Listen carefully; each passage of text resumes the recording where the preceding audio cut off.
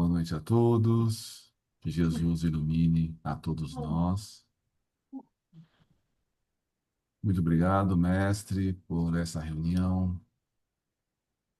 Muito obrigado por toda a oportunidade que temos, pela proteção, pelas intuições, pelas experiências que nos fazem crescer, pela família, pelo trabalho, por tudo que nos está acontecendo. Ilumine a todos nós, desse planeta maravilhoso, para que possamos passar por essa transição planetária de maneira calma, tranquila, respeitando as diferenças, respeitando o próximo, entendendo que cada um de nós está numa situação evolutiva diferente e que nós podemos auxiliar o nosso semelhante e aprender com o nosso próximo nessa troca de experiências infinitas. Pedimos que ilumine mais essa reunião, que possamos compreender bem o assunto desta noite e refletir essas experiências históricas e trazer para o dia a dia, para o nosso convívio, para o nosso aprendizado individual e coletivo. Muito obrigado por tudo e graças ao bom Deus.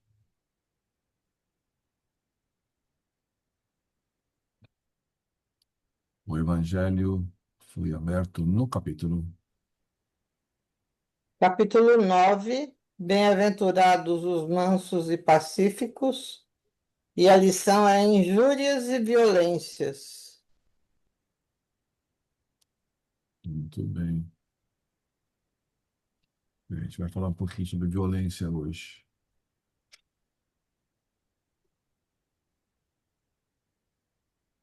Então a gente parou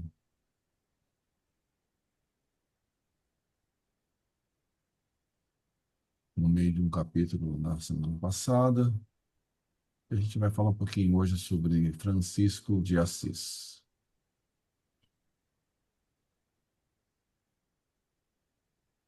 Um pouquinho aqui, eu preciso pegar uma coisa.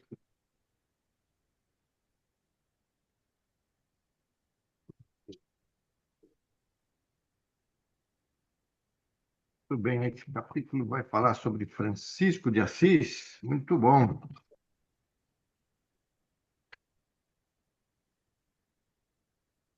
Francisco de Assis.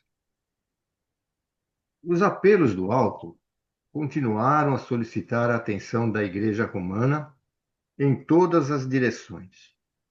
As chamadas heresias brotavam por toda parte onde houvesse consciências livres e corações sinceros. Mas as autoridades do catolicismo nunca se mostraram dispostas a receber semelhantes exortações. Havia terminado, em 1229, a guerra contra os hereges, cujos embates atravessaram o espaço de 20 anos. Quando alguns chefes da igreja consideraram a oportunidade da fundação do Tribunal da Penitência, cujos projetos de há muito preocupavam o pensamento do Vaticano. Mascarar-se-ia o cometimento com o pretexto da necessidade de unificação religiosa. Mas a realidade é que a instituição desejava dilatar o seu vasto domínio sobre as consciências.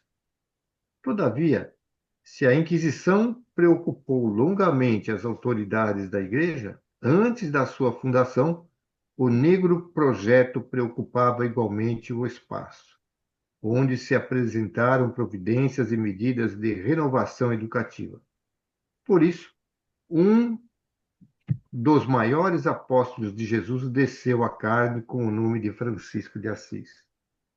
Seu grande e luminoso espírito resplandeceu próximo de Roma, nas regiões da Úmbria desolada. Sua atividade reformista verificou-se sem os atritos próprios da palavra, porque o seu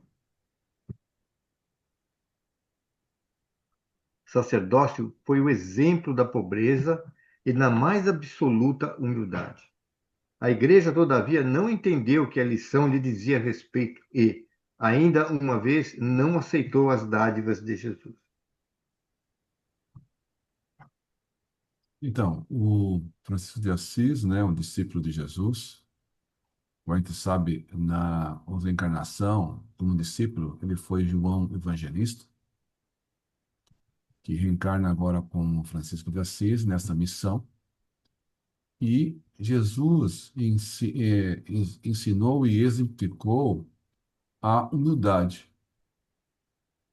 E, infelizmente, a igreja acabou se formando na direção oposta, de riquezas, de luxo, totalmente contrário aos ensinamentos de Jesus. Jesus manda o Francisco de Assis e ele faz todo o movimento, né, para realmente dar mais absoluta humildade. Mas, infelizmente, as pessoas orgulhosas da igreja não perceberam, não se tocaram, não se modificaram, né? Mas, logicamente, que todo o trabalho dele, o exemplo dele, acabou ressoando, né, para as pessoas e para o povo mais tarde. Porque a gente reconhece hoje o Francisco de Assis, a própria igreja reconhece o Francisco de Assis. Então, o exemplo dele foi se ficando, né, e foi se propagando entre as populações, entre os povos. Aqui mais em cima, né, ele fala dessa guerra contra os hereges. Dentro dessa guerra dos hereges, houve grandes movimentos, né, de pessoas, né? Então, está dizendo que pessoas de boas ideias, de boa vontade, eram esparramadas por toda a comunidade. E, e essas ideias eram de reflexões, de mudanças para melhor. Mas a igreja, que as pessoas ligadas ao poder na igreja, que normalmente nós somos difíceis de mudar, né? Então a gente é de um jeito. E para a gente mudar os nossos pensamentos, nossas atitudes, é complicado. Então, e ainda as pessoas, quando têm o poder, a mudança é ainda mais difícil. Então, essas pessoas que chamavam atenção e para a mudança da igreja eram chamados de hereges. Uma das pessoas que foi considerado herege e foi queimado foi Jan Hus. Quem que foi Jan Hus?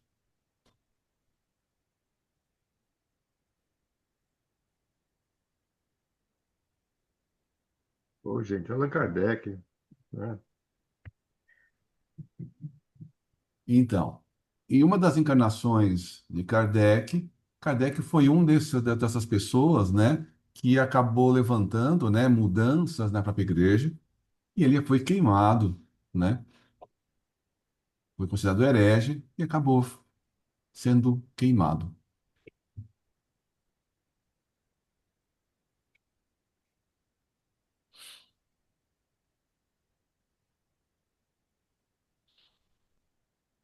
Os franciscanos. O esforço poderoso do missionário, todavia, se não conseguiu mudar a corrente de ambições dos papas romanos, deixou traços fulgurantes da sua passagem pelo planeta. Seu exemplo de simplicidade, de amor, de singeleza e de fé contagiou numerosas criaturas que se entregaram ao santo mistério de regenerar almas para Jesus. A Ordem dos Franciscanos chegou a congregar mais de 200.000 missionários e seguidores do Grande Inspirado. Eles repeliam qualquer auxílio pecuniário para aceitar tão somente os alimentos mais pobres e mais grosseiros. E o característico que mais os destacava das outras comunidades religiosas era o seu alinhamento dos mosteiros. Em vez de repousarem à sombra dos claustros, na tranquilidade, na meditação, esses espíritos abnegados reconheciam que a melhor oração para Deus é a do trabalho construtivo no aperfeiçoamento do mundo e dos corações.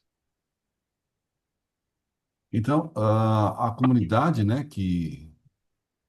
né, que se dizia franciscano, era mais de 200.000 pessoas. Dentre os franciscanos, né, contemporâneo de Francisco de Assis, está Antônio de Pádua, o padroeiro aqui de Osasco, era um dos, né, o Antônio de Pádua, que nasceu em Lisboa, né? Então, o padre de Pádua, que nasceu em Lisboa, ele, ele também era amigo ali de Francisco, era um dos missionários que vieram junto com Francisco. Então, na verdade, quando Jesus envia Francisco, né, de Assis, ele não envia Francisco sozinho, ele envia toda uma comunidade para trabalhar com Francisco. Então, Francisco é o que se destaca mais, o espírito também mais elevado, mas ele vem junto uma grande comunidade, né, junto com Francisco. E ele está dizendo aqui que tem os mosteiros. E nos mosteiros, eles trabalhavam no mosteiro, não ficavam lá só rezando, orando, tal. Eles plantavam, eles tinham toda uma comunidade, né? Tinha as orações, mas tinha todos os trabalhos que eles faziam dentro dos mosteiros. E esses mosteiros era nessa separação, nesse isolamento, eles eram autossustentáveis. Então eles se mantinham, né, numa comunidade que eram suficientes para a vida. Na hora que você faz essa comunidade, desenvolve trabalhos e diz que quer uma dependência só deles, eles acabaram desenvolvendo até técnicas de conservação de alimentos, que depois essas técnicas desenvolvidas dentro desses mosteiros, depois foram exportadas para o resto da comunidade. Então, fizeram esses mosteiros de maneira humilde, de trabalho, de dedicação, de uma comunidade, né, fechada, mas que interagia também com outras pessoas, né? Mas de maneira simples, de maneira do trabalho mesmo, né? Não ficar assim na riqueza como a igreja, mas numa forma de você se dedicar a Jesus da maneira mais simples possível. Se eles recebiam doações, as doações eram doações de coisas simples, né? Então, tinha alimentos mais simples, eles aceitavam, né?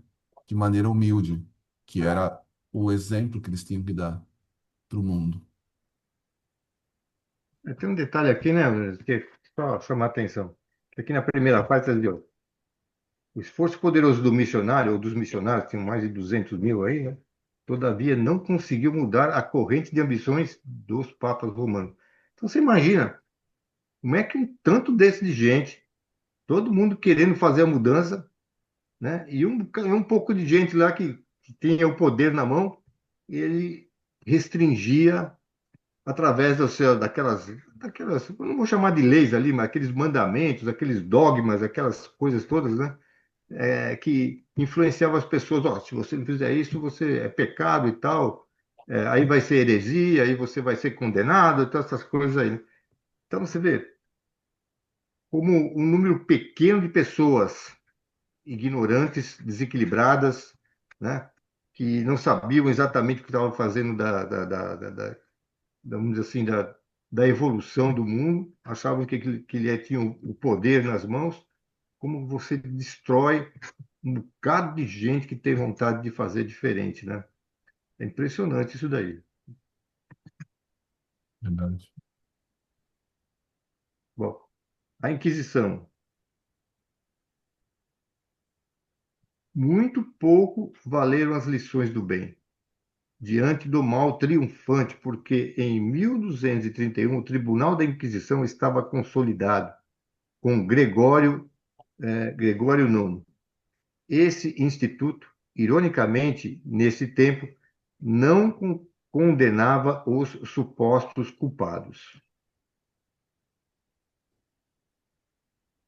diretamente à morte, pena benéfica e consoladora em face dos martírios infligidos aos que se caíssem nos calabouços, mas podia aplicar todos os suplícios imagináveis.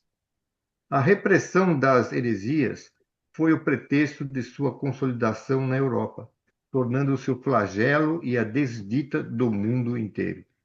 Longo período de sombras invadiu os departamentos da atividade humana. A penumbra dos templos era teatro de cenas amargas e sacrílegas. Crimes tenebrosos foram perpetrados ao pé dos altares, em nome daquele que é amor, perdão e misericórdia. A instituição sinistra da Igreja ia cobrir a estrada evolutiva do homem com um sudário de trevas espessas. Então, eles acabaram, né, repressão das heresias, né? O que que era a heresia? O que eles consideravam heresia, né? Coisas que eles diziam que era daquele jeito e ninguém podia dizer o contrário, ninguém podia falar nada diferente, né? Diferente, por exemplo, do Espiritismo, que fala que você tem que discutir, você tem que refletir, você tem que pensar sobre todo o conhecimento que você adquire. Nessa época, né, você podia pensar só de uma forma, você podia se expressar da forma como que algumas pessoas queriam. Então, era um domínio, né, das informações bem restritas, e só aquele pequeno grupo poderia dizer como que eram as coisas.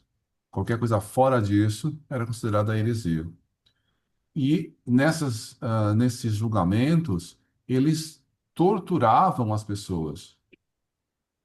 E torturavam as pessoas por meses, anos. Por isso que está dizendo no início do texto aí que eles não condenavam os supostos culpados diretamente à morte. Porque se fosse matar de uma vez, acabou, né? Mas não, eles ficavam torturando a pessoa para ver se a pessoa voltava atrás, voltava no pensamento, né? Como Galileu Galilei, né? Que tinha certeza que a Terra girava em torno do Sol, e para não ser morto, ele falou: não, não, falei besteira, falei besteira, né? E assim, assim foram muitos outros, né? Então, a igreja, né, essas pessoas ligadas à igreja, acabou atrapalhando muitas coisas, inclusive a evolução da ciência. Então, a ciência ficou muito amarrada, presa, não evoluía, porque as pessoas não podiam pensar, não podiam filosofar, não podiam refletir sobre as coisas, porque elas acreditavam daquele jeito e não podia falar nada diferente.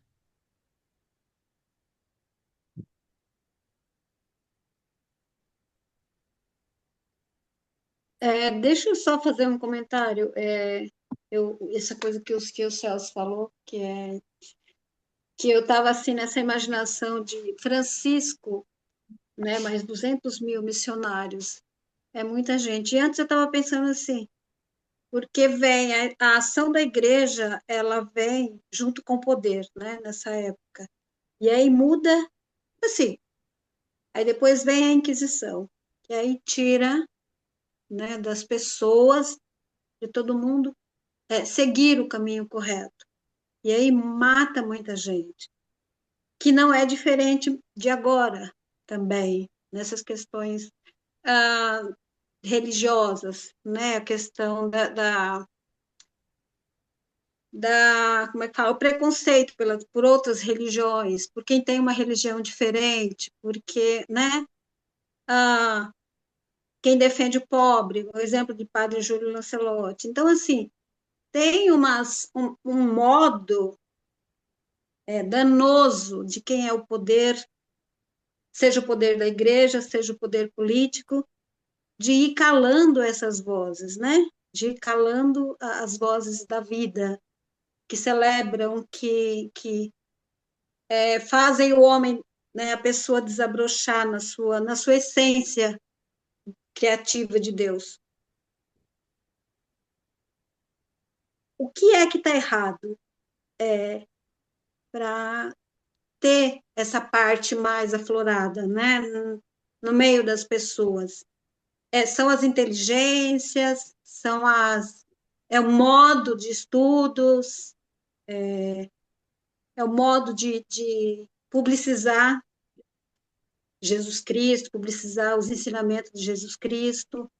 O que é que a gente faz que é tão repetitivo, né?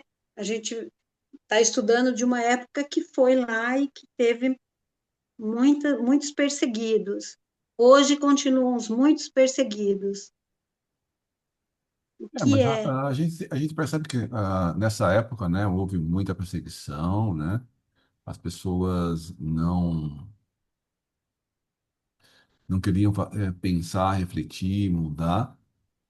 E as pessoas que pensavam diferentes eram simplesmente mortas ou torturadas. Hoje em dia, as pessoas podem não querer mudar, não, as pessoas podem não alterar os pensamentos, mas pelo menos essa parte da tortura, da Inquisição, pelo menos numa parte do mundo, isso não existe mais. Pode existir, então, em certos grupos ainda que são muito atrasados dentro da humanidade, né? Então, existe, né, alguns agrupamentos, por exemplo, lá no Irã, o que está acontecendo agora é exatamente uma coisa parecida, né? Você não pode se manifestar, você não pode se expressar, né? Então lá é um poder absoluto, né? Esse comandante lá, esse líder lá no Irã já está há mais de 30 anos no poder, e só ele que é ele que diz o que ele manda e a pessoa morre, mata. Então, realmente, lá, por exemplo, ainda a gente está num momento como esse. A população ainda está bem atrasada. Mas, em boa parte do planeta, toda essa. Bom, a pessoa pode não respeitar o seu pensamento, né? Então, você é espírita, a pessoa pode condenar que você é uma pessoa espírita e falar algumas coisas, mas é só uma fala, né? A gente não vai ser torturado, não vai ser morto por fato de ser espírita. O que é diferente, por exemplo, no início do século XIX. Parece que no início do século XIX, que não faz tanto tempo assim, né? Há pouco mais de 100 anos, os espíritas aqui no Brasil eram perseguidos. Tinha problemas, né? O Bezerra de Menezes teve problemas no Centro Espírita e outras pessoas, né? Em 1900 e pouco, desculpa, início do século XX. Início do século XX, 1900 e alguma coisinha. Início do século XX, Bezerra de Menezes, né? 1900 e pouquinho, teve problemas. Como, então, mas se a gente for ver, no mundo, né? Porque nessa época o papado e a igreja dominava boa parte do mundo. E hoje a própria igreja ela foi mudando. A própria igreja ela se transformou por pressões externas, né? Porque as pessoas vão falando, pessoas vão pressionando, e para às vezes não perder a influência, porque se ela se mantivesse rígida como era antigamente, tinha perdido todos os adeptos, todos os seguidores. Então ela vai se mudando para ver se consegue manter pelo menos um grupo, né? Debaixo da própria igreja. Mas as coisas, eu acho que melhoraram. Mas ainda tem muita parte negativa, muitas trevas ainda na Terra. E toda essas trevas é que fazem a razão da transição planetária. Porque como tem já um grupo mais evoluído e um grupo mais atrasado, A diferença entre esses grupos é grande. Então, vale a pena você separar em dois grupos. Um grupo fica na Terra e outro grupo vai para evoluir em outro planeta. Porque existe ainda muitas trevas.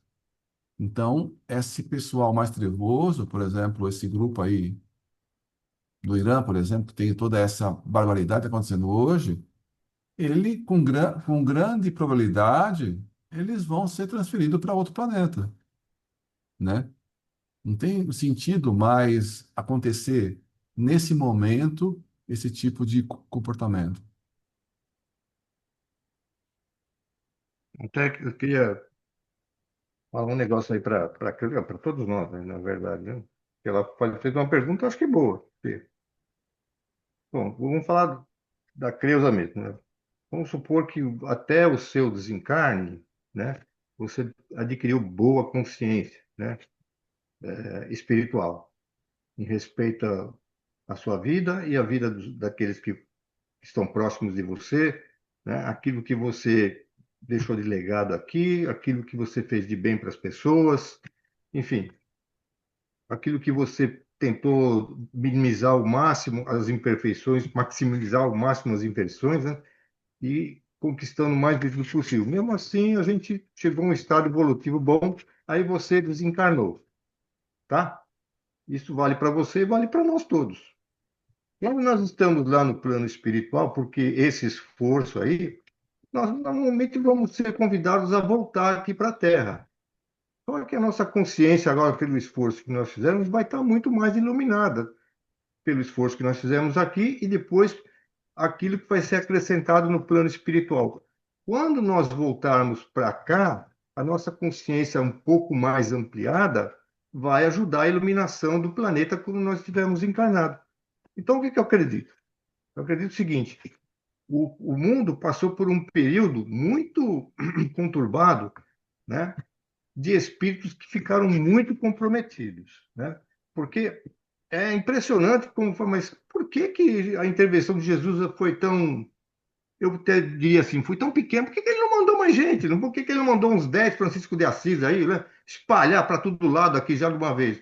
E só mandou ali um tantinho ali, outro tantinho ali, como se fosse um ponto isolado, né? Para apenas só falar, é um recadinho que eu estou mandando para vocês, né? Um recadinho que eu estou mandando para vocês.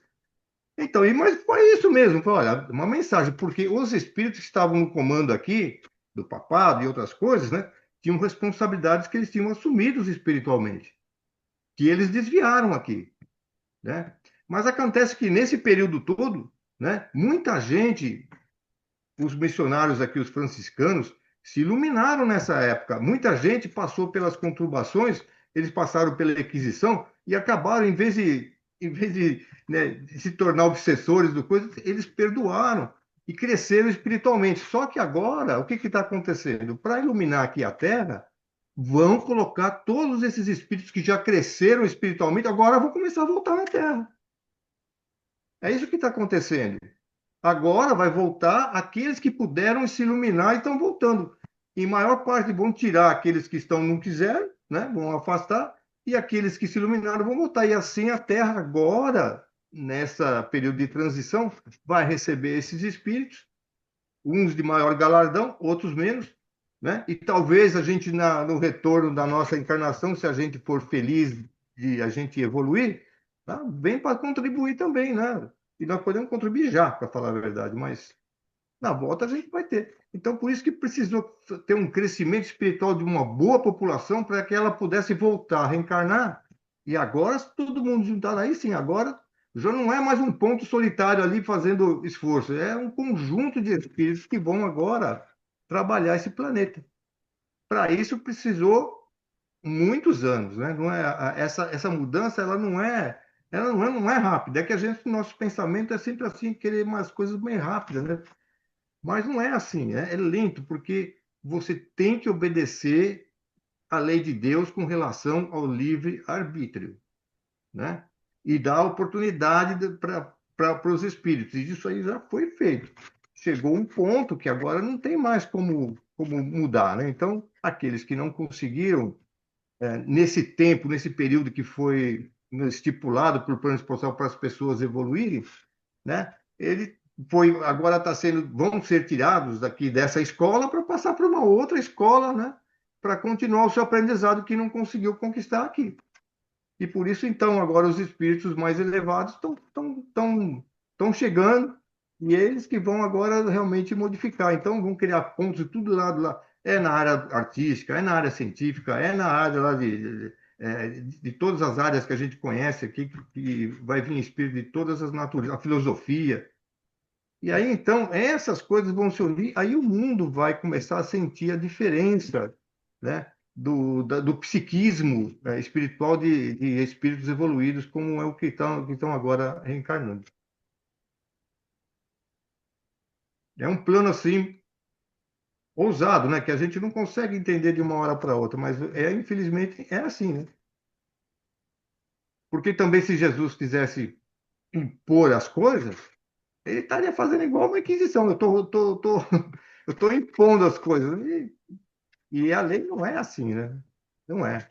Não existe coerção para mudanças, né? É um trabalho de mudança mesmo bem lenta, de elevação espiritual. Só vai sair aqueles espíritos realmente que vão ser transladados para uma outra escola para eles aprenderem em outro planeta.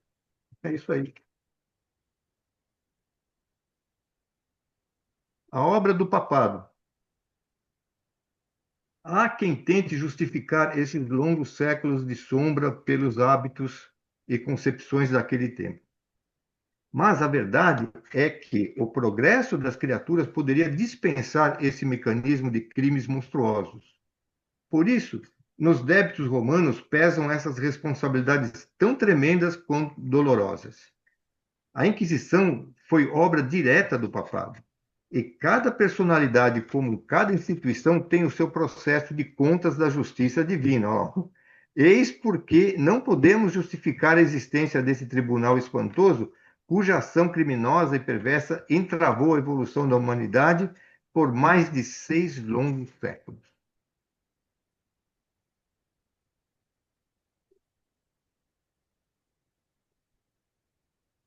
Então, ele está dizendo, né, que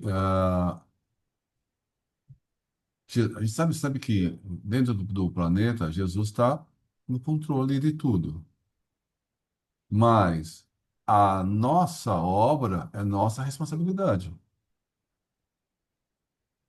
Então, não precisava ter acontecido a Inquisição, não precisava ter essa intervenção, todas essas monstruosidades que durou aí 600 anos.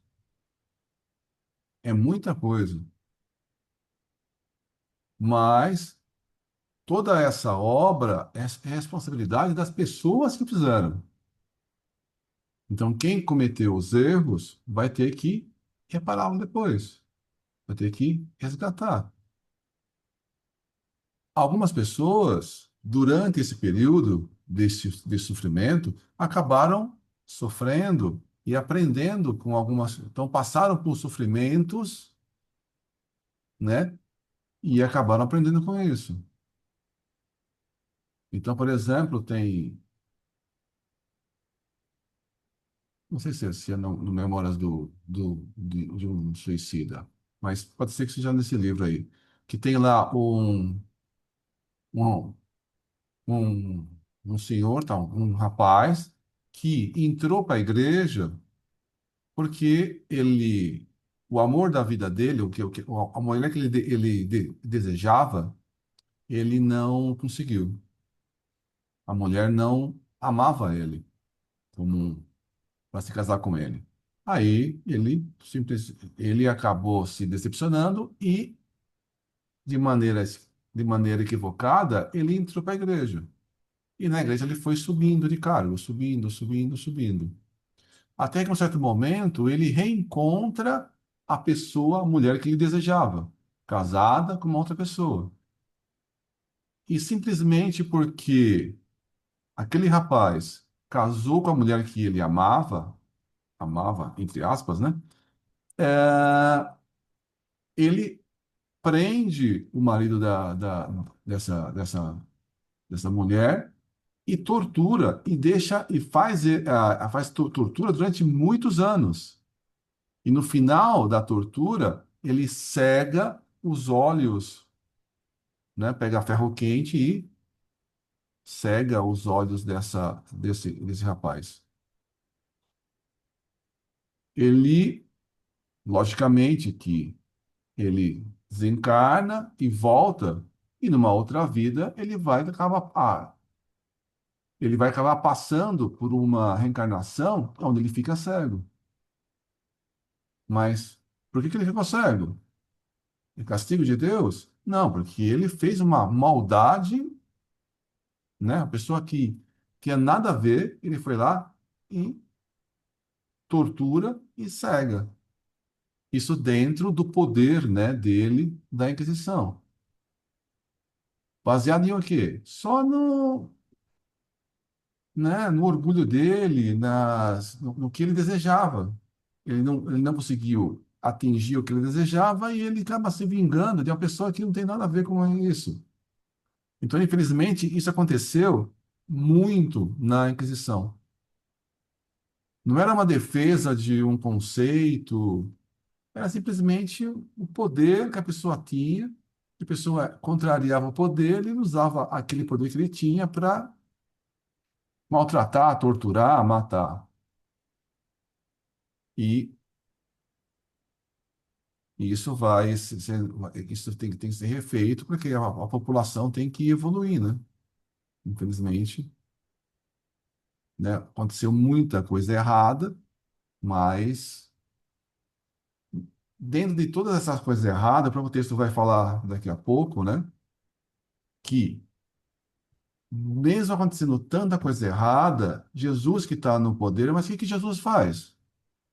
Ele acaba dentro desses caminhos tortos, aproveitando alguma coisa para aperfeiçoamento de cada um de nós. Então, as pessoas fazem coisas equivocadas, fazem coisas erradas, fazem barbaridades. Mas os bons espíritos aproveitam o que a gente está fazendo para que a justiça divina seja realizada. E acaba aproveitando o que a gente faz para também as pessoas aprenderem. Então, as coisas acontecem, muita coisa é bárbara, mas acaba sendo aproveitado pelos bons espíritos que estão vendo tudo do alto de maneira muito mais ampla do que a gente.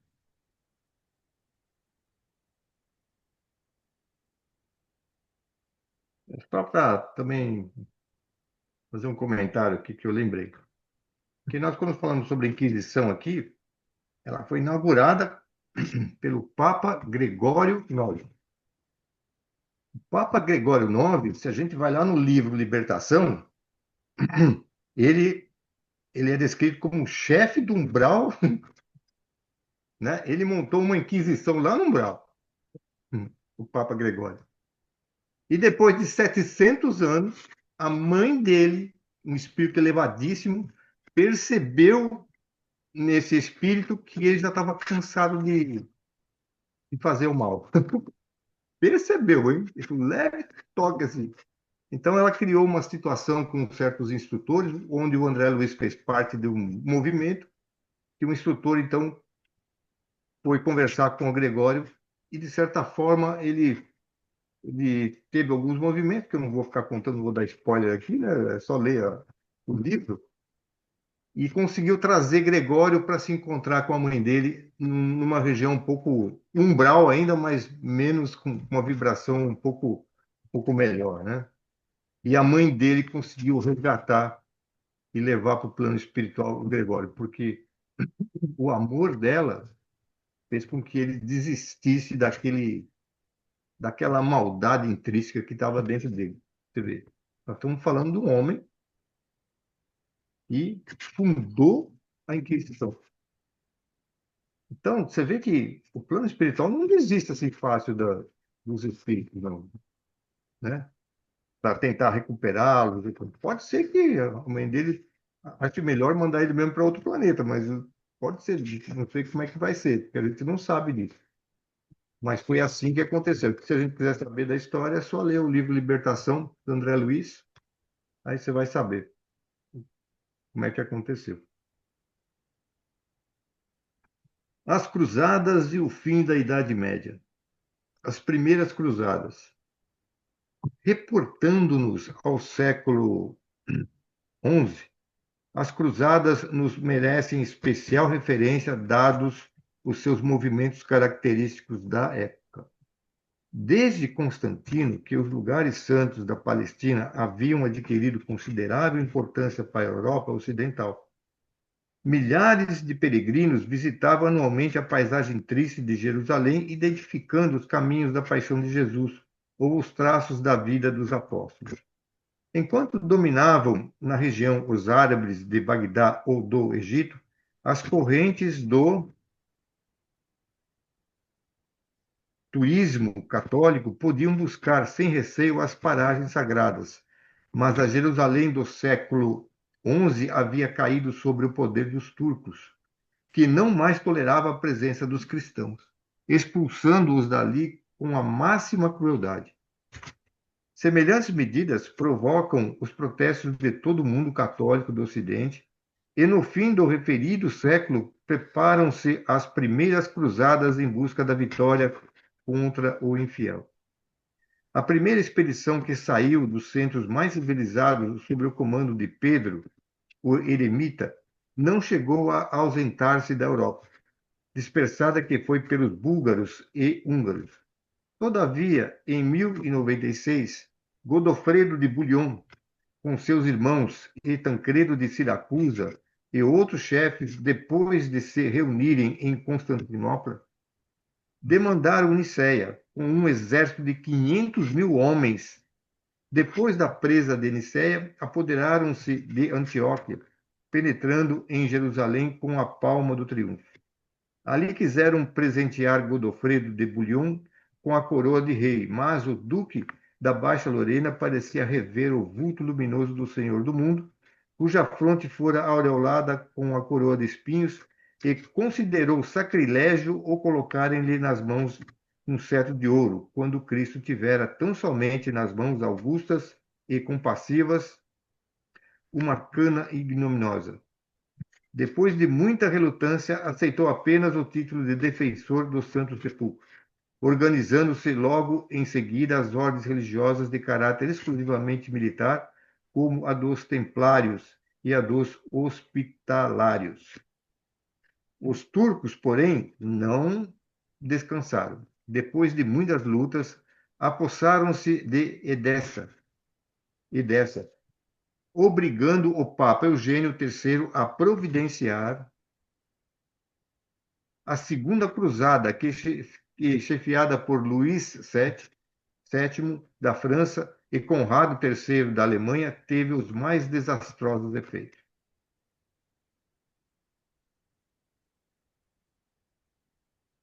Então, ele está dizendo, né, que antes dos turcos, né, apesar do domínio dos egípcios, dos árabes ali na região de Jerusalém, havia um convívio, né, dentre eles com os cristãos de maneira pacífica.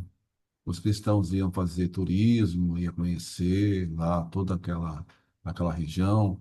Era uma região ainda bonita, bela, mas os turcos simplesmente resolveram falar que cristão aqui não pode.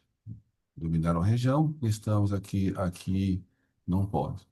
E aí começaram a ver, né, os dentro da igreja que queriam que o pessoal pudesse ir lá e começaram a ver essas cruzadas, começaram a ver essas guerras. Então, um não respeita o outro não respeita um, e acaba virando grandes guerras, grandes matanças, né? Para tentar dominar aqui, dominar lá. Eu quero que a minha opinião prevaleça, o outro fala, não, aqui não pode, e assim vai, né? Infelizmente, houve as Cruzadas a Segunda Cruzada. Isso vai falar que ainda existe uma terceira cruzada ainda. Nisso acabou muita gente morrendo, infelizmente.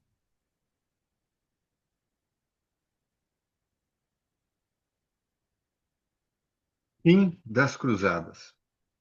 Em fins do século XII, Jerusalém cai em poder de Saladino. Os príncipes cristãos do Ocidente preparam-se para a Terceira Cruzada, assinalando-se as vitórias de São João do Acre, de Acre. As lutas no Oriente sucederam-se anos a fio como furacões periódicos e devastadores. A Palestina possuía até então os seus recantos maravilhosos de verdura abundante. A Galiléia era um vasto jardim cheio de perfume de flores, mas tantos foram os embates dos exércitos inimigos, tantas as lutas de extermínio e de ambição, que a própria natureza pareceu maldizer para sempre os lugares que mereciam o amor e o carinho dos homens. As últimas cruzadas foram dirigidas por Luís IX, o rei santo de França, que, depois da tomada de Damiette, caiu em poder dos inimigos, pagando fabuloso resgate e vindo a desprender-se da vida terrestre em 1270, defronte de Tunis, vitimado pela peste. Os mensageiros de Jesus, que de todos os acontecimentos sabem extrair os fatores da evolução humana para o bem, buscam aproveitar a utilidade desses acontecimentos dolorosos. Foi por essa razão que as cruzadas, não obstante o seu caráter anticristão, fizeram-se acompanhar de alguns benefícios de ordem econômica e social para todos os povos. Na Europa, a sua influência foi regeneradora, enfraquecendo a tirania dos senhores feudais e renovando a solução dos problemas da propriedade, conjurando muitas lutas isoladas. Além disso, os seus movimentos intensificaram sobremaneira as relações do Ocidente com o Oriente, apenas paralisadas mais tarde em vista da ferocidade dos turcos e dos invasores mongóis. Então, os bons espíritos, né, Jesus, com todos os seus emissários, né, eles acabam aproveitando tudo o que acontece, tudo que a gente acaba fazendo. Então, dentro de um monte de coisa ruim, né, eles conseguiram, né, diminuir a força dos senhores feudais e acabaram, né, fortalecendo, né, a união política, a união dentro de um poder para que a população acabasse se desenvolvendo. Então, a gente está falando aqui do século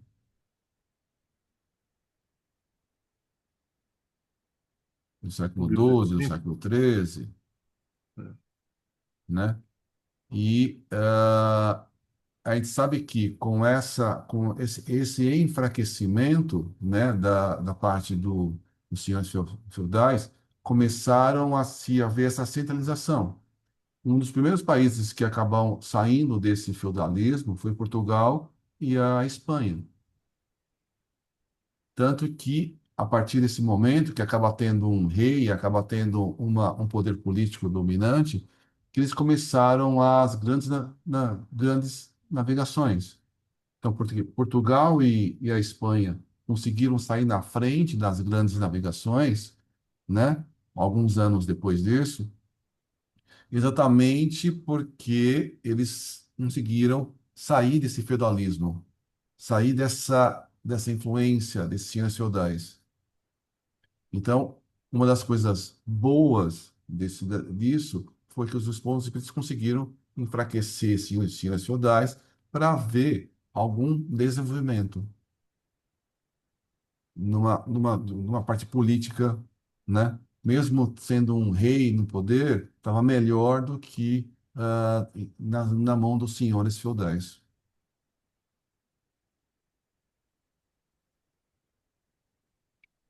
com os navios aí puderam ampliar o comércio, né? Passaram a, como ele diz assim, a unificar o Oriente com o Ocidente ali, né? Por causa do comércio, né? E os navios iam buscar mercadorias para lá, enviavam e faziam trocas aí, né? Começaram a fazer isso, hein? A partir dessa rota marítima. O esforço dos emissários do Cristo. No infinito, reúnem-se os emissários do Divino Mestre, em assembleias numerosas, sob a égide do seu pensamento misericordioso, organizando novos trabalhos para a evolução geral de todos os povos do planeta. Lamentam a inabilidade de muitos missionários do bem e do amor que, partindo dos espaços saturados dos melhores e mais santos propósitos, experimentam no orbe a traição das próprias forças influenciados pela imperfeição rude do meio a que foram conduzidos.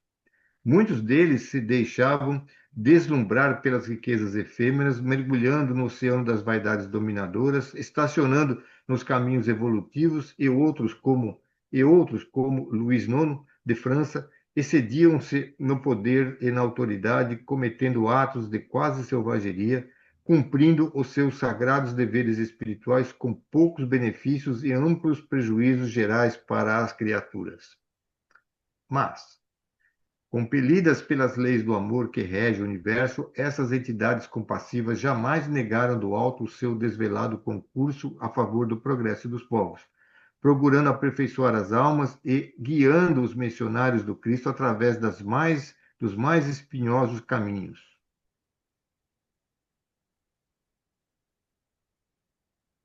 Então ele está dizendo aqui, né? Jesus envia emissários e missionários para todos os lugares, né? Em todas as épocas. Mas nem todas as pessoas enviadas acabam cumprindo, né, de maneira adequada a sua missão. A pessoa vem para desenvolver um povo, então ele vai liderar aquele povo, ele vai organizar, vai crescer, ele tem a missão de fazer o povo crescer, se desenvolver. Aí aquela pessoa que chega no poder com essa missão, aí o poder sobe a cabeça. A riqueza acaba corrompendo. Então ele tinha uma missão, mas quando ele chega no poder, chega na riqueza, essas duas variáveis acabam corrompendo a personalidade. Então ele faz algumas coisas boas, mas muitas coisas equivocadas.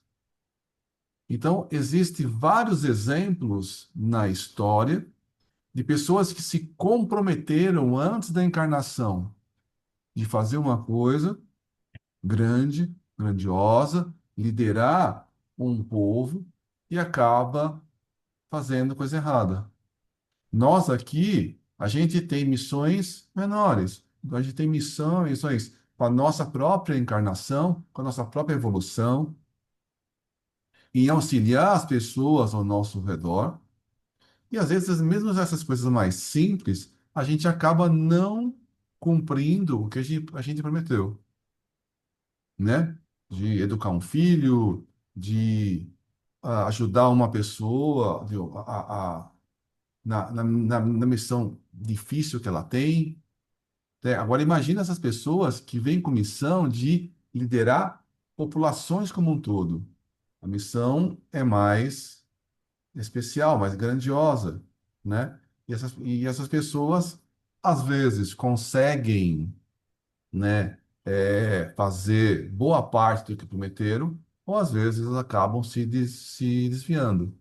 Ele está dando o exemplo do Luís IX, que foi uma das pessoas que chegaram ao poder e acabou desviando, né, da missão que ele se comprometeu antes de encarnar.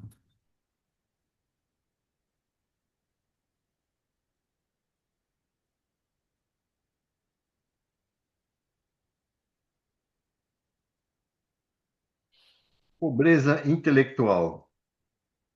No século XIII, estava definitivamente instalado o governo real, desaparecendo as mais fortes expressões do feudalismo. Cada região europeia tratava de concatenar todos os elementos precisos à organização de sua unidade política, mas a verdade é que os meios escassos de instrução não permitiam uma existência intelectual mais avançada. Os estados que se levantavam organizavam as suas construções à sombra da igreja, que tinha interesse em não dilatar os domínios da educação individual, receosa de interpretações que não fossem propriamente dela. Os pergaminhos custavam verdadeiras fortunas e o livro era dificilmente encontrado.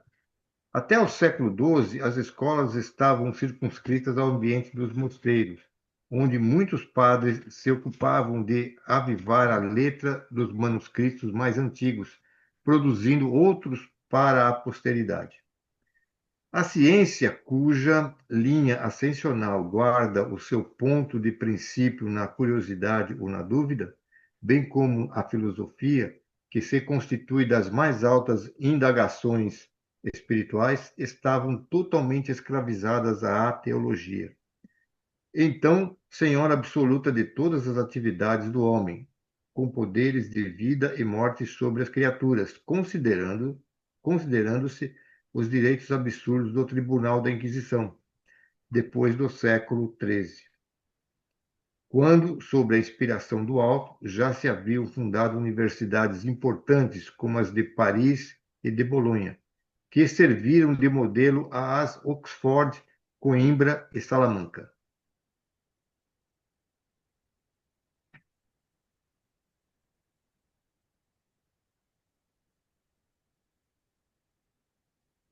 Então, né, está falando aqui no século, né, 13, 1200 e pouco aí, né, eles foram organizando, né, foram fazendo o poder real, ou seja, a centralização em torno de um rei. Então, Portugal, Espanha foram dois países que começaram essa centralização primeiro. A Inglaterra também é dessa época, e a Europa como um todo, ela foi se centralizando. O feudalismo foi diminuindo o seu poder e haver uma organização política dentro de um governo real. Acho que um dos últimos países a centralizar e conseguir acabar com o feudalismo e fazer o parte real foi a Itália. Acho que a Itália foi bem depois da Itália. A Itália foi bem depois de Portugal, de Espanha, da Inglaterra e de outras partes da Europa. Como você falou, né, a partir dessa centralização, né, começou as navegações, né? Então a gente sabe pela história que Portugal, Espanha e Inglaterra foram os três países que se lançaram na frente, né, nessa parte do comércio entre o Ocidente e o Oriente. Então esse intercâmbio do comércio cresceu muito, bem diferente do feudalismo, que era muito só dentro de um feudo, dentro de uma região muito restrita. Então começou a haver essa comunicação entre povos, entre nações, esse comércio entre nações. Isso foi uma evolução, um desenvolvimento. Outra coisa ele fala que a Bíblia, né, os pergaminhos, eram muito caros. Então, a igreja não tinha interesse das pessoas se instruir. Por quê? Uma pessoa ignorante é mais fácil de eu manipular. O pergaminho era muito caro, então quem tinha um pergaminho para ler eram pouquíssimas pessoas. Basicamente dentro dos mosteiros, dentro das igrejas. Quem trabalhava com pergaminhos antigos, né? Ou você pegava aquele pergaminho e reavivava as letras para não perder o que estava escrito, ou fazia cópias novas para não se perder aquele conceito, aquele conteúdo para as próximas gerações.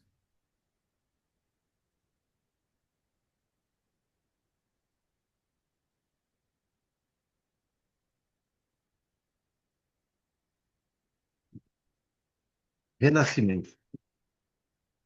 Nesse tempo, opera-se um verdadeiro renascimento na vida intelectual dos povos mais evolvidos no mundo europeu. A universidade se constituía de 4 faculdades: teologia, medicina, direito e arte, reunindo milhares de inteligências ávidas de ensino que seriam os grandes elementos de preparação do porvir. Rogério Bacon, franciscano inglês, notável por seus estudos e iniciativas, é um dos pontos culminantes dessa renascença espiritual.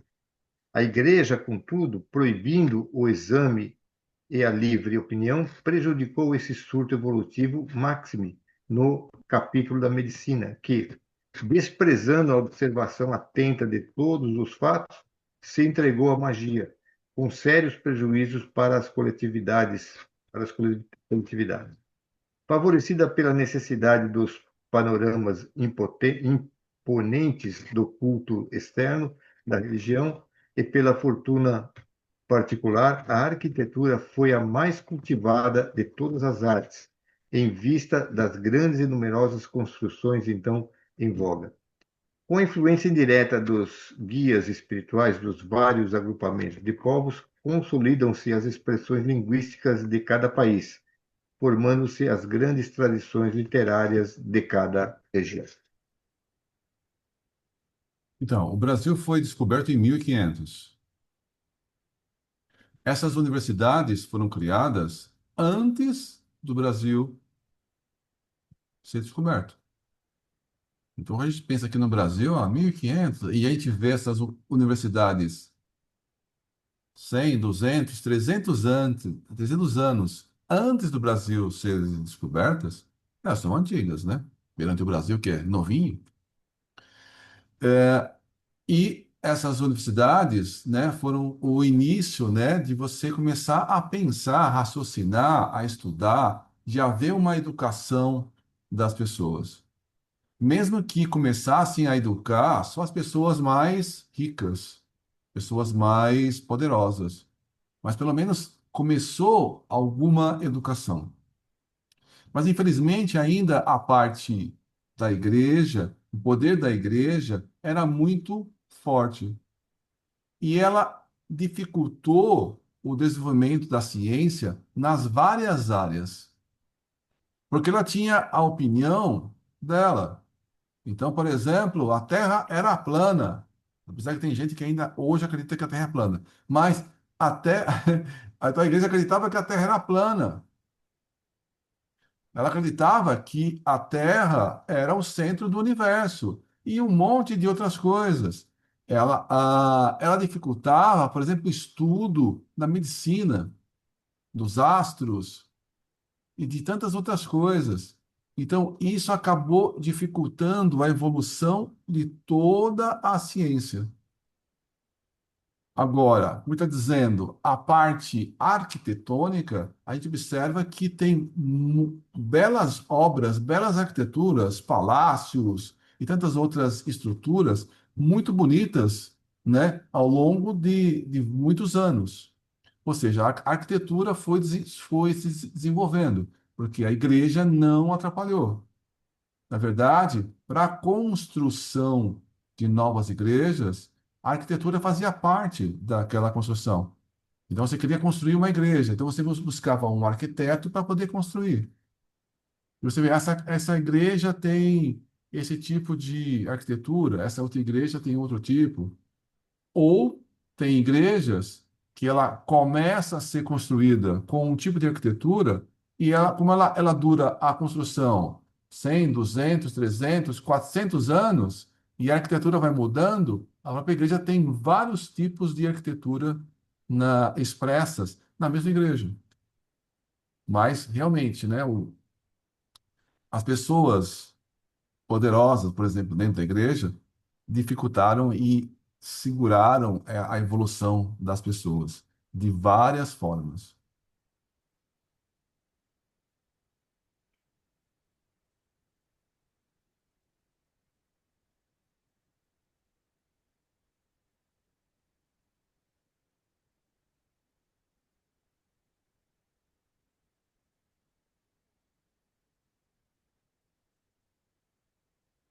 Transmigração de povos.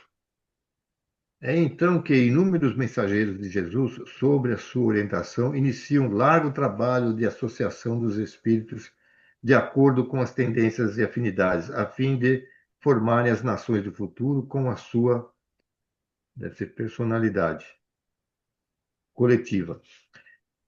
A cada uma dessas nacionalidades seria cometida determinada missão no concerto dos povos futuros, segundo as determinações sábias do Cristo, erguendo-se as bases de um mundo novo depois de tantos e tão continuados desastres da fraqueza humana.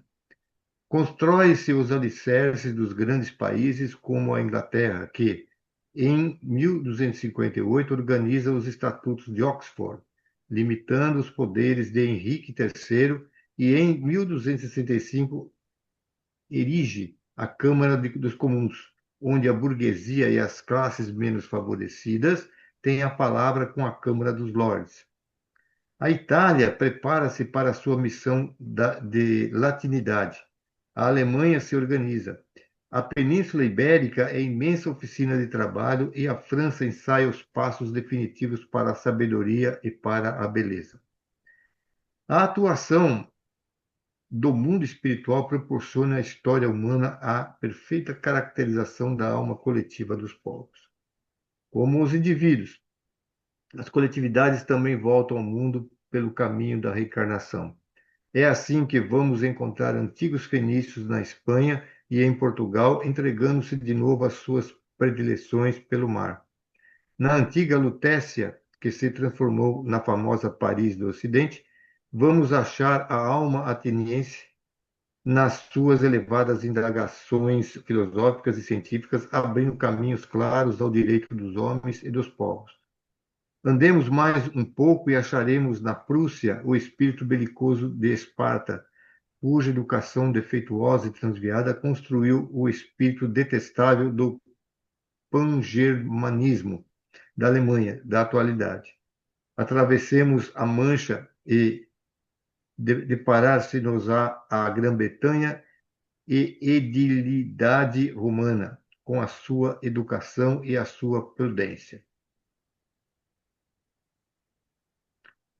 Retomando de novo as rédeas perdidas do Império Romano, para beneficiar as almas que aguardaram por tantos séculos a sua proteção e seu auxílio.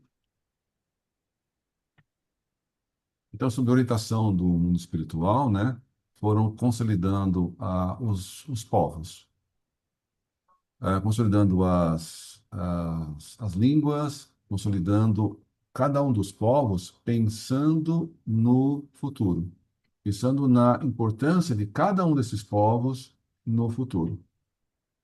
E ele vai falando aí sobre, né, a reencarnações das pessoas. Então, por exemplo, lá, os fenícios, que eram exímios navegadores, né?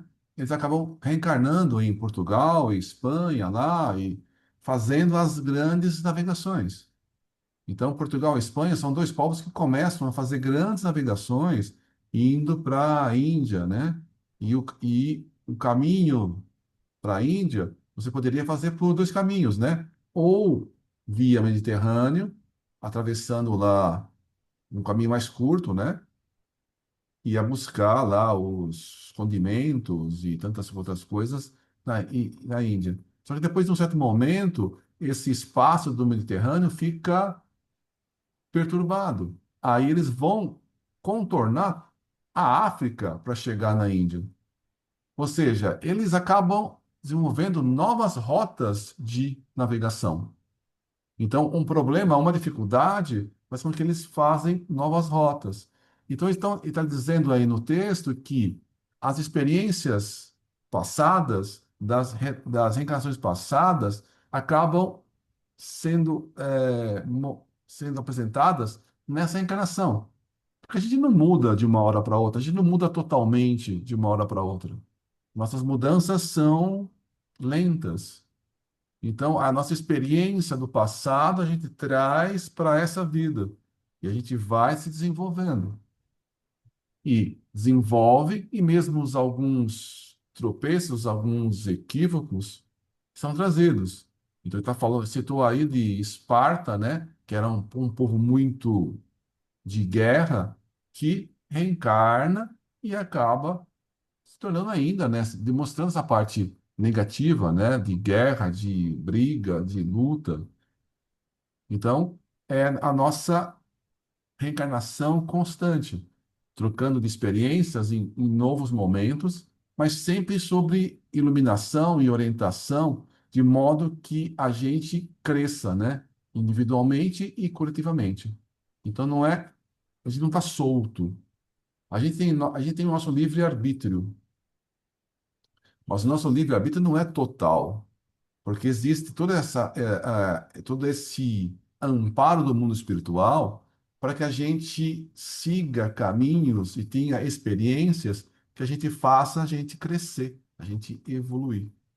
Então, esses são momentos novos para as pessoas terem novas experiências e novos conhecimentos e experiências para crescer nessa evolução constante.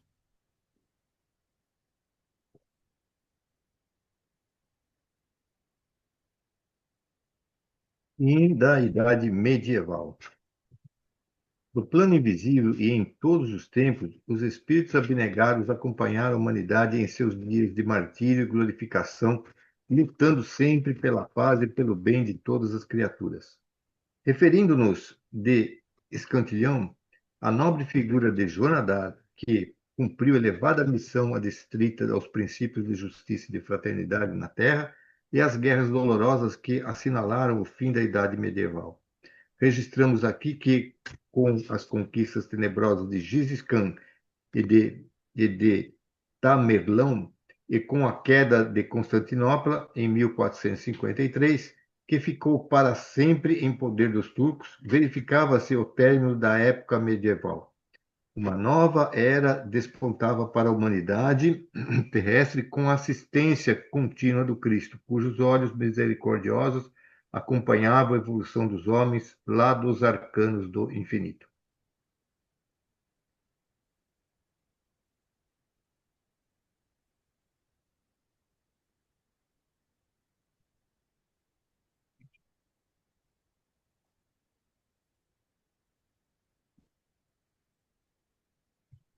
Então, está falando de novo, né, sobre essas experiências, todo o amparo do Cristo para as nossas experiências. A gente acaba cometendo erros, cometendo equívocos, mas os bons espíritos aproveitam a nossa jornada para auxiliar, né? Vão tentando conduzir esse rebanho de forma que a gente aprenda alguma coisa, né?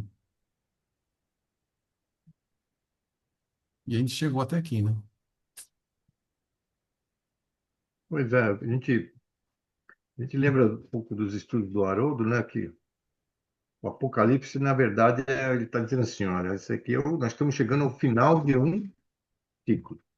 E nesse ciclo precisa haver as modificações necessárias para o crescimento evolutivo aqui do planeta, né?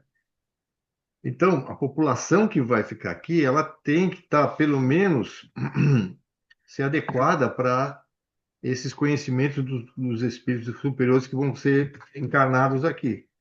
Porque se a gente não entender eles, a gente vai vão matar quem, né? A gente não vai aceitar. Mas acontece que acho que eu acho que espiritualmente o mundo, tirando aqui afora, vamos dizer assim, vou chamar assim de ganga espiritual, aqueles que ainda não puderam se modificar, os que restarem aqui estarão preparados para ouvir essas mudanças que vão ser trazidas pelos espíritos mais superiores que estão sendo encarnados agora. Mas se a gente não tivesse sido preparado para isso, a gente, né,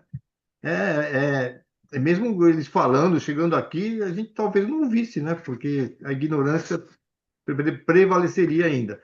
Mas eu acho que o povo já começou, aquilo que ficar aqui vai estar preparado para entender vamos dizer assim, essa mudança, vamos dizer, de comportamento espiritual, né, aqui na Terra. Então, por isso que a gente teve que passar por tantas fases aí. Poxa, quando a gente estuda isso daí, às vezes eu penso assim, mas será mesmo que eu passei por isso? Porque eu não acredito que eu fui tão ruim assim, né?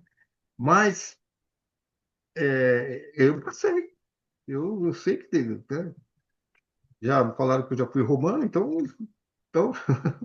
né? Fui o gladiador.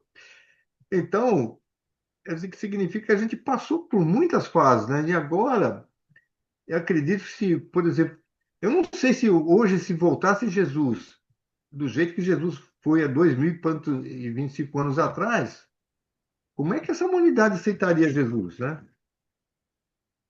Eu não sei. Será que ela estaria preparada ainda? É por isso que tá, eu acho que o que vai mesmo acontecer é que vai vir, vamos dizer assim, espíritos mais evoluídos para implantarem esse conhecimento espiritual, trazer a sabedoria espiritual para que o povo possa crescer espiritualmente. Dê um up espiritual aqui para a vinda de Jesus. E eu, para mim, a vinda de Jesus, basicamente, nós conhecemos o Evangelho profundamente. Daí a gente enxerga o Jesus como realmente ele é. Aliás, só dizendo, né, que a figura de Jesus, pelo menos para mim, não sei se para vocês, ele disse assim: olha, tudo que eu faço aqui, vocês podem fazer. Então, para mim, significa o seguinte: a forma como ele trouxe o Evangelho é aquilo que nós podemos conquistar. Só que Jesus, né, ele não é só Jesus, ele é o Cristo. E o Cristo é muito maior que a personalidade de Jesus. Ele é a mesma pessoa, é o mesmo Espírito, né? Mas o conhecimento espiritual de Cristo é muito superior àquela da visão de Jesus que nós temos aqui. Porque aquilo que Jesus apresentou é aquilo que nós podemos alcançar, né? Se nós formos laboreando, trabalhando espiritualmente, né? E começando a entender essas características e as atitudes, né? Do amor que ele trouxe aqui para a Terra, né? Até para a gente ter essas conquistas. Quando chegar o momento, então, de que o Evangelho realmente faz parte da nossa atitude, assim como Paulo falou que já não sou eu quem vive, mas é Cristo que vive dentro de mim. Ou seja, o Evangelho já estava dentro dele, instalado dentro dele. E a gente precisa instalar também o Evangelho dentro da gente, né? Precisa fazer o download do Evangelho dentro de nós, né? Completo, né?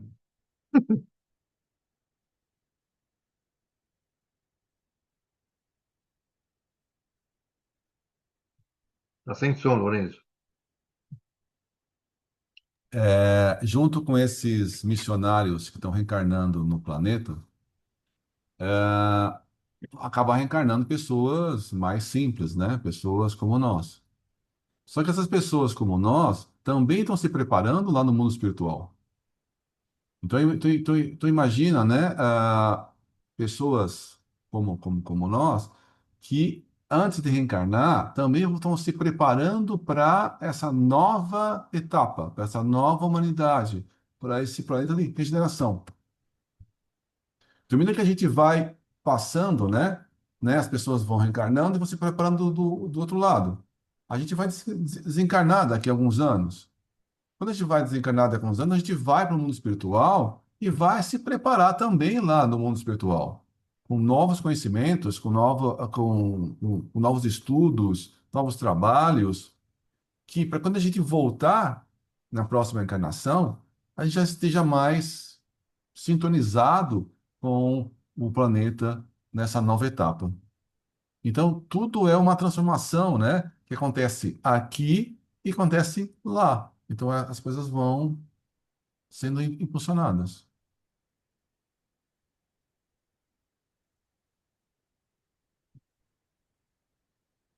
certo? Muito bom.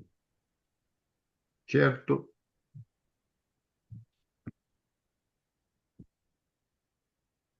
Muito bem. Quem gostaria de fazer a prece, então, de encerramento de hoje?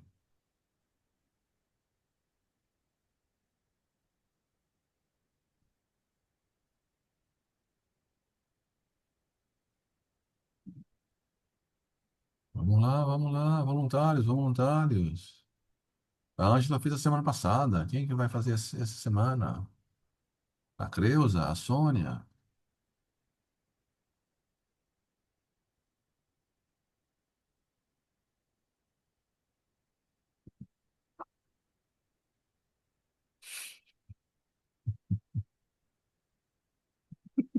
Pode ser a Carlinha, né, Carlinha? Ela fica escondida para a gente não achá-la.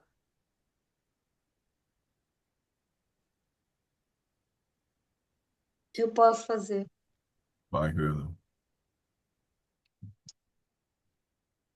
Nesse momento que a gente se coloca diante de Deus, diante de Jesus Cristo, com tantas questões internas nossas, mas que esse Cristo nos acalme o coração, acalma o meu coração também, né, de todos nós, para entendermos todos esses ensinamentos e nós pudermos aí deixar esse Cristo agir dentro de nós, né, estarmos juntos, estarmos vivendo no nosso dia a dia com o exemplo de moralidade, com o exemplo de amor, com o exemplo de paciência, tudo aquilo que nós aprendemos através dos livros, através das orações. Então, para que nós possamos reforçar esse nosso caminhar, esclarecendo, clareando a nossa visão, a nossa fala com as outras pessoas, para que nós também possamos transmitir um pouco daqueles ensinamentos que nós temos. Então, por isso, quero agradecer essa noite de hoje, agradecer as pessoas que falaram, que ouviram, agradecer o Lourenço, principalmente nessa época de aniversário dele, que Deus dê bastante saúde para que ele possa estar presente por muito tempo fazendo esse trabalho. Então, por isso, quero agradecer, dizendo: Pai nosso, que estais no céu, santificado seja o vosso nome, venha a nós o vosso reino, seja feita a vossa vontade, assim na terra como no céu. O pão nosso de cada dia nos dai hoje, perdoai as nossas ofensas, assim como nós perdoamos os nossos devedores. Mas não deixeis cair em tentação, mas livra-nos do mal. E assim seja, graças a Deus.